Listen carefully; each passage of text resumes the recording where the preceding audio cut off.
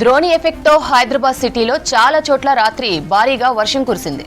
Cumulonimbus మేఘాలు కమ్ముకోవడంతో నగరంలో ఒక్కసారిగా వాతావరణం మారిపోయింది. సిటీలోని పలు ప్రాంతాల్లో జోరుగా కురిసిన వానతో రోడ్లన్నీ జలమయమయ్యాయి.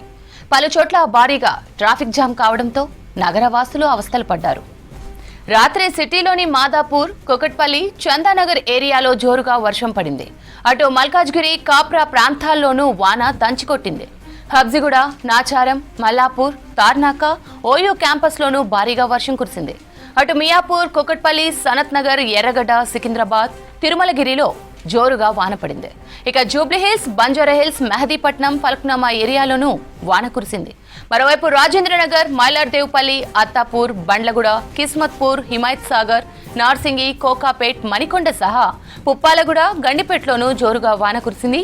సుమారు గంటన్నర పాటు ఎడతెరిపి లేని వానతో నగరంలో లోతట్టు ప్రాంతాల్లోకి వరద నీరు చేరింది.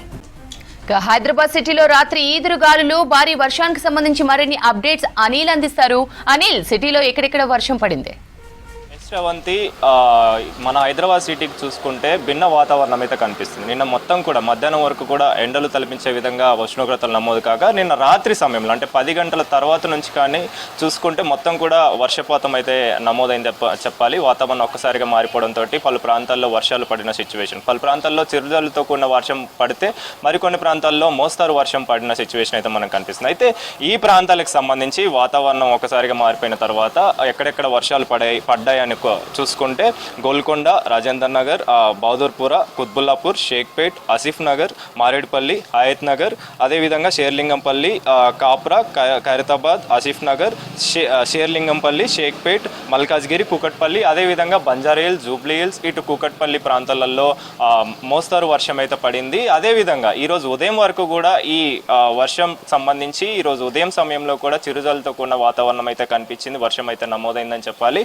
ఇక రానున్న 4 రోజులు కూడా వర్షాలు ఉంటాయని చెప్పేసి ఇప్పటికే ఐఎండీ అధికారులు అయితే నిర్ధారించారు, ఆదేశాలు జారీ చేశారు. అయితే ఇంకా జిల్లాల వారీగా చూసుకుంటే జిల్లాలకు సంబంధించి పశ్చిమ జిల్లాలకి ఆరెంజ్ అలర్ట్ జారీ చేసింది. ఉత్తర, దక్షిణ జిల్లాలకైతే ఎల్లో అలర్ట్ కూడా జారీ చేసింది. ఇందులో భాగంగానే ఆ జిల్లాల వారీగా అదేవిధంగా హైదరాబాద్కి కూడా ఈ రోజు ఆరెంజ్ అలర్ట్ ఉన్నట్టుగా కూడా తెలుస్తుంది. దాదాపు 50 నుంచి 60 కిలోమీటర్ల గంటకి వేగంతో వెళ్లే అవకాశం ఉందని చెప్పేసి కూడా ఎదురుగాలు ఉంటాయని చెప్పేసి కూడా వాతావరణ శాఖ అయితే ఆదేశాలు జారీ చేసింది, హెచ్చరికలు జారీ చేసింది. కాబట్టి లోతట్టు ప్రాంతాల్లో ఉన్న ప్రజలు అప్రమత్తంగా ఉండాలి. అదేవిధంగా సిటీ శివారు ప్రాంతాల్లో ఉన్న వాళ్ళు కూడా అప్రమత్తంగా ఉండాలని చెప్పేసి ఇప్పటికే ఐఎండీ అధికారులు అయితే సూచించడం జరిగింది. ఇక జిహెచ్ఎంసీ అధికారులు అదేవిధంగా డిఆర్ఎఫ్ సిబ్బంది కూడా ఇప్పటికే అప్రమత్తమై ఎక్కడైతే ఈ వర్షపాతం ఎక్కువగా నమోదైందో, ముఖ్యంగా చూసుకుంటే రాజేందర్ నగర్ అదేవిధంగా లంగరోజ్ సైడ్ ఎక్కువగా వర్షపాతం నమోదైనట్టుగా కూడా తెలుస్తుంది. అక్కడ కూడా ఎన్డీఆర్ఎఫ్ సిబ్బంది, జిహెచ్ఎంసీ అధికారులు కూడా అప్రమత్తమయ్యారు. సరైన జాగ్రత్తలు తీసుకుంటూ చర్యలు తీసుకుంటూ ఇప్పటికే అన్ని క్లియర్ చేస్తున్న సిచ్యువేషన్ అయితే మనకు కనిపిస్తుంది. అయితే రానున్న 4 రోజులు కూడా ఇదే విధంగా